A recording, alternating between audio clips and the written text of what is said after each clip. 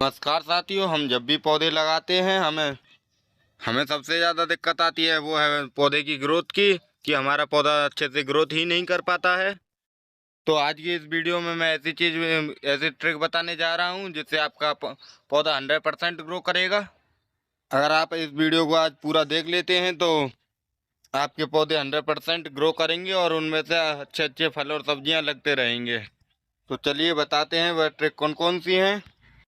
तो सबसे पहले जानते हैं हमारे पौधों की ग्रोथ रुक किस कारण जाती है। तो पौधे की ग्रोथ रुकने के लिए मेन तो 3 चीज़ होती हैं।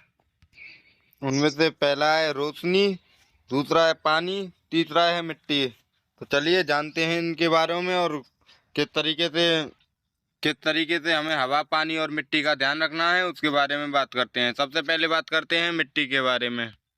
हमें जब भी गमलों में पौधे लगाने के लिए मिट्टी तैयार करनी है वह इस तरीके की चिकनी मिट्टी तैयार नहीं करनी है। हमें जब भी तैयार करें मिट्टी इस तरीके की नरम और भुरभुरी मिट्टी तैयार करनी है जो न्यूट्रिशन से भरपूर हो और इनमें एयरलेशन भी अच्छे तरीके से बन पाए। तो चलिए बताते हैं ऐसी भुरभुरी मिट्टी बनाने के लिए हमें क्या क्या चाहिए। तो सबसे पहले चाहिए हमें 30% मिट्टी जो नॉर्मल मिट्टी होती है और 30% चाहिए कंपोस्ट। उसमें तुम वर्मी कंपोस्ट का यूज ले सकते हैं या फिर सड़े हुए गाय का गोबर ले सकते हैं। और तीसरी चीज़ लेनी है आपको, वो लेनी है आपको बालू। आप जब भी गमले में पौधे लगा रहे हैं तो चाहे वो सब्जियों के पौधे हों या फिर फल के पौधे हों या फिर फूलों के पौधे हों, हमें उनमें बालू ज़रूर ऐड करनी है जो सबसे ज़रूरी है और सबसे मेन काम रहता है बालू का। आप देख सकते हैं ये हमारी मिट्टी कितनी सॉफ्ट है, ये भी बालू की वजह से ही है और इसमें ये लहसुन भी बन जाती है। तो इन चीज़ों को आपको तीनों चीज़ों को बराबर बराबर ले लेना है और उसमें थोड़ा सा लेना है बोन मील। उसके बाद आप तीनों चीज़ों को ऐड करके और इस तरीके के कंटेनर में, जिस भी कंटेनर में आपको सब्जी लगानी है उसमें भर दीजिए। और मैं दावे के साथ कह सकता हूँ अगर आप इस मिट्टी को तैयार कर लेते हैं तो आपके पौधों की 50% ग्रोथ नहीं रुकेगी। और वो आगे की बात करते हैं जो है हमारे लिए और भी ज़रूरी चीज़ है मिट्टी के अलावा, वो है हमारा वातावरण। हमें ऐसी जगह पे भी रखना है सब्जियों के पौधों को जो हाँ अच्छे से धूप मिल पाए, क्योंकि अक्सर लोग यही गलती करते हैं कि ऐसी जगह पर पौधों को लगाते हैं वहाँ डायरेक्ट सनलाइट नहीं मिल पाती है।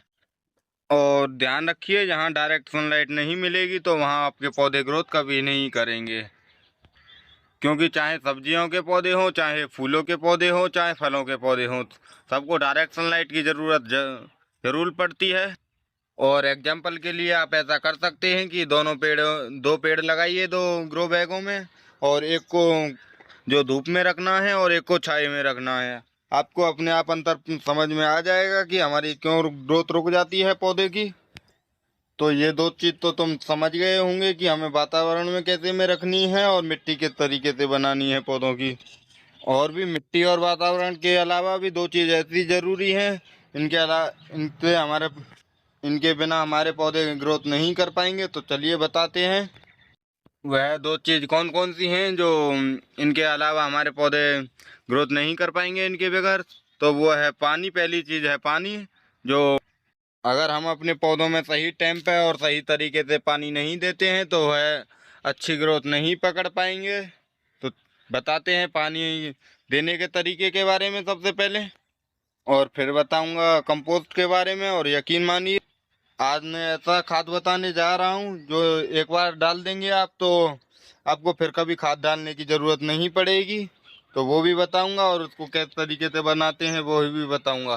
तो पहले बात कर लेते हैं पानी के ऊपर कि हमें अपने सब्जियों के पौधों में किस तरीके से पानी देना है, कब देना है और कितना देना है, क्योंकि गर्मियों में सबसे ज़्यादा ज़रूरत पड़ती है पानी की। और हम अपने पौधों में ठीक ठाक से अगर ठीक तरीके से पानी दे लेते हैं तो अच्छी ग्रोथ हमें देखने को मिलेगी अपने पौधों में। जैसा कि आप मेरे ककड़ी के पौधे को देख रहे हैं, ये अभी तो छोटे छोटे से पौधे हैं और इनमें ककड़ी लगना स्टार्ट हो गई है। और मैं कभी भी केमिकल फर्टिलाइज़र का यूज नहीं करता हूँ, जैसे कि NPK 19-19 या फिर कोई भी केमिकल फर्टिलाइज़र होता है मैं उसका यूज नहीं करता हूँ। मैं हमेशा ऑर्गेनिक ही उगाता हूँ। तो चलिए बताते हैं सबसे पहले पानी के बारे में। पानी हमें कब देना है, कितना देना है और किस तरीके से देना है। पहला नंबर, जब भी पानी देना है इतना देना है कि हमारे जो गमला या कंटेनर है उसमें से नीचे से पानी ड्रेनेज हो जाना चाहिए। और क्योंकि अक्सर लोग यही गलती करते हैं, वह ऊपर ऊपर तो पानी डाल देते हैं और पानी हमारा तुरंत बह जाता है। हम समझते हैं कि हमने अपने पौधों में पानी अच्छे से लगा दिया है, लेकिन यह पानी लगाने का बिल्कुल सही तरीका नहीं है। आप जिस भी बर्तन से या पाइप से पानी दे रहे हैं तो ध्यान कर कीजिए कि उसमें डाल दीजिए। और जब तक नीचे जो ग्रो बैग में नीचे छेद होते हैं इस तरफ, जहाँ से पानी ड्रेनेज नहीं हो जाए, जब तक आपको पानी देते रहना है। क्योंकि गर्मियों का टाइम चल रहा है, अगर हम अपने पौधों को अच्छे से पानी नहीं देंगे तो हमारे पौधे अच्छे से ग्रोथ नहीं करेंगे। तो इस बात का भी हमें ज़रूर ध्यान रखना है। और दूसरे नंबर की बात यह है कि आपको जब भी पानी देना है, या तो सुबह के टाइम पर पानी दीजिए या फिर शाम के टाइम पर पानी दीजिए। दोपहरी में पानी कभी नहीं देना है आपको, क्योंकि अगर हम गर्मियों में पानी दे देंगे दोपहरी में तो हमारे पौधे झुलस जाएंगे और सूखकर ख़राब हो जाएंगे। तो इस बात का आपको ज़रूर ध्यान रखना है। मैं भी पहले यही गलती करता था, तो मेरे भी पौधों की इतनी अच्छी ग्रोथ नहीं हो पाती है। मैं जो इन चीज़ों को आपको बता रहा हूँ, जो छोटी छोटी चीज़ हैं, मगर अगर आप इनको ठीक से यूज करते हैं तो आपके पौधे भी इतनी अच्छी ग्रोथ कर पाएंगे जितने जैसे कि मेरे कर रहे हैं। और आप अपने पौधों में जब भी पानी दें, जब भी पानी दीजिए जब आपको छूने पर लगभग 1 इंची मिट्टी सूखी महसूस हो। कभी कभी क्या होता है कि हम जो पहले पानी गीली मिट्टी में भी दोबारा पानी डाल देते हैं, तो आपको ऐसा नहीं करना है। जब हमारी मिट्टी थोड़ी सी सूखने लग जाए और सूखने के बाद उसके बाद हमें हल्की गुड़ाई करनी है अपने मिट्टी की, अपने पौधों के सारे सारे से, और फिर उसके बाद हम पानी दे सकते हैं। इससे हमारे दो फायदे रहते हैं। पहला तो हमारी गुड़ाई भी हो जाती है और पौधों में पानी भी लग जाता है। लेकिन गुड़ाई हमें करना बहुत ज़रूरी होता है, क्योंकि हमारे जो पौधों की साइडों से जड़ होती हैं उसमें ऑक्सीजन मिल पाता है। अगर साइडों से हम मिट्टी हल्की कर देते हैं तो हमारे पौधों की जो जड़ें हैं उनको ऑक्सीजन मिल पाता है और हमारे पौधा अच्छे से ग्रोथ कर पाता है। और यही सीक्रेट है मेरे पौधों का, जो इतनी अच्छी ग्रोथ पकड़ पाते हैं और हमें अपने पौधों से फल और सब्जियां हार्वेस्ट कर पाता हूं। तो चलिए अब बात करते हैं तीसरे नंबर की, जो हमारे पौधों के लिए सबसे ज़्यादा ज़रूरी है। मैं जिसकी आपसे बात कर रहा था कि एक ऐसा खाद है जो हमें एक बार देना है और उसके बाद आप खाद खाद देने से फ्री हो जाएंगे। मतलब उसके बाद आपको कभी खाद नहीं देना पड़ेगा, लेकिन उसके लिए आपको थोड़ा सा काम करना पड़ेगा। मैं जो का बात बता रहा था उसको कहते हैं सूक्ष्म जीव। जब हमारे गमलों में की मिट्टियों में सूक्ष्म जीव पल जाते हैं तो हमें ऐसा इको सिस्टम तैयार कर लेते हैं वो, कि हमें खाद देने की दोबारा ज़रूरत नहीं पड़ती है। तो बताते हैं वह कैसे तैयार होते हैं।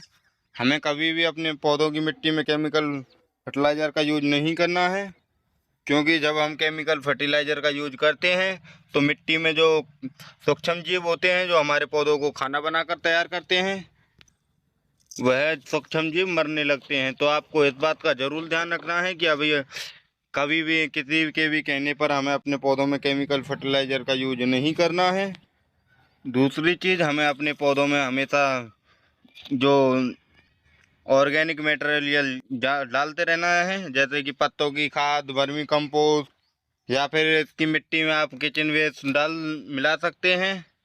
जब आपका पौधा बड़ा हो जाए उसके साइडों से आप इस तरीके से बगल से थोड़ा थोड़ा स्प्रेड करके, थोड़ा थोड़ा गड्ढा सा करके उसके बगलों की साइड आप किचन वेस्ट डालेंगे तो आपके पौधे की भी ग्रोथ काफ़ी अच्छी हो जाएगी। क्योंकि पौधों को अच्छे से भरने के लिए मुख्य 3 चीज़ों की ज़रूरत होती है: नाइट्रोजन, फास्फोरस और पोटेशियम। इन 3 चीज़ों की सबसे ज़्यादा ज़रूरत होती है हमारे पौधों को अच्छे से फलने फूलने के लिए। तो बताते हैं आप नाइट्रोजन, फास्फोरस और पोटेशियम, NPK की ज़रूरत को किस तरीके से पूरी कर सकते हैं। एन का मुख्य मतलब होता है नाइट्रोजन, जो कि नाइट्रोजन का मुख्य स्रोत है हमारे वर्मी कंपोस्ट। आप वर्मी कंपोस्ट डालिए पौधों में तो हमारे पौधों में जो नाइट्रोजन की कमी है वह पूरी हो जाएगी। और वर्मी कंपोस्ट ही हमारे वैसे तो NPK का पूरा काम करते हैं। अगर हम अपने पौधों में time to time vermicompost देते हैं तो कोई भी खाद की ज़रूरत नहीं पड़ेगी हमारे पौधों में। लेकिन फिर भी पोटेशियम और फास्फोरस कम मिल पाता है, नाइट्रोजन ज़्यादा मिलता है वर्मी कंपोस्ट से। तो बताते हैं पोटेशियम के लिए और फास्फोरस के लिए आप कौन सी चीज़ यूज कर सकते हैं। तो आप नाइट्रोजन के लिए तो वर्मी कंपोस्ट का यूज कर सकते हैं। अब बताते हैं सबसे ज़्यादा ग्रोथ देने वाली चीज़ फास्फोरस के बारे में। फास्फोरस के लिए आप कौन सी चीज़ यूज कर सकते हैं और किस तरीके से फास्फोरस दे सकते हैं।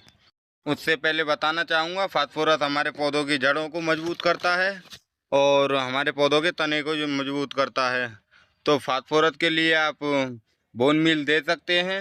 अगर आप बोन मील नहीं यूज करना चाहते हैं तो प्रोम फर्टिलाइज़र दीजिए, लेकिन दीजिए ऑर्गेनिक ही। कभी भी केमिकल फर्टिलाइज़र का यूज नहीं कीजिए।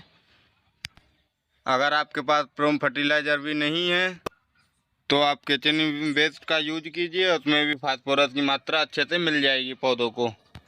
तो आप नाइट्रोजन का मतलब समझ गए होंगे। नाइट्रोजन हमारे पत्तों को और पत्तों वाली सब्जियों को ज़्यादा ग्रोथ करती है। और फास्फोरस हमारे जो पौधों के तने और जड़ में मजबूत बनाने में काम करता है। अब बात करते हैं पोटेशियम के बारे में। जो के होता है, N के बारे में बता दिया, P के बारे में बता दिया। अब बताते हैं के बारे में, यानी कि पोटेशियम के बारे में। पोटेशियम हमारे पौधों में ज़्यादा से ज़्यादा फूल लाने और फल बनने में मदद करता है पौधों में। और ज़्यादा से ज़्यादा फल और फूल इसी खाद के कारण आते हैं, इसी चीज़ से आते हैं। ये तो समझ में आ गया कि पोटेशियम किस चीज़ को काम करता है। लेकिन अब बताते हैं आप पोटेशियम की कमी को किस तरीके से पूरा कर सकते हैं। पोटेशियम की कमी को पूरा करने के लिए आपको 1 किलो राख को 2 लीटर पानी में घोल कर रख देना है एक रात के लिए। फिर उसमें 3 लीटर पानी और मिलाकर और पौधों में दे दीजिए। आप देखेंगे कि आपके पौधे उन फूलों से भर जाएंगे। आपको ये पोटेशियम रिच फर्टिलाइज़र जब भी देना है या हमारे पौधों में फूल आने होते हैं या फिर फूलों से फल नहीं बन पा रहे हैं, फूल झड़ जा रहे हैं, तो देना है। ये आपको तीनों चीज़ पता चल गई हैं। मैं भी इन्हीं तीनों चीज़ों का यूज करता हूँ। मैं एक और चीज़ों का यूज करता हूँ जिससे हमें कोई भी खाद की देने की भी ज़रूरत नहीं पड़ेगी, जिसे आदमी लोग सदियों से उपयोग करते आ रहे हैं ऑर्गेनिक फार्मिंग में। वो है ये, इसका नाम है घनजीवामृत, जो हमारे पौधों में सूक्ष्म जीव बढ़ाने के काम करता है। मैं इसी को तैयार कर लेता हूँ। कोई भी मैं एक डिटेल वीडियो आपके साथ शेयर करूँगा कि किस तरीके से आपको बनाना है और किस तरीके से देना है। आप इस खाद को दे देते हैं तो यकीन मानिए इसको आपको हर 15 दिन में देना है और लगभग 3-4 महीने देना है लगातार। अगर आप 3-4 महीने देते हैं तो उसके बाद आपके पौधों को कभी भी खाद की ज़रूरत नहीं पड़ेगी। और जो सूक्ष्म जीव होते हैं वह अपने आप खाना बनाकर देंगे हमारे पौधों को। तो जानकारी कैसी लगी हमें कमेंट करके ज़रूर बताएं। आपके मन में कोई भी क्वेश्चन हो तो हमें बेझिझके पूछ सकते हैं। और जानकारी कैसी लगी हमें कमेंट करके ज़रूर बताएं। और वीडियो अच्छी लगी हो तो वीडियो को ज़्यादा से ज़्यादा लाइक करें, शेयर करें। मिलेंगे आपसे फिर किसी नॉलेजबल जानकारी के साथ। और भी किसी भी चीज़ पर डिटेल वीडियो चाहिए तो हमें कमेंट करके ज़रूर बताएं। तो मिलेंगे आपसे फिर किसी अगली वीडियो में। तो अपना और अपने पौधों का ख्याल रखिए। Thank you.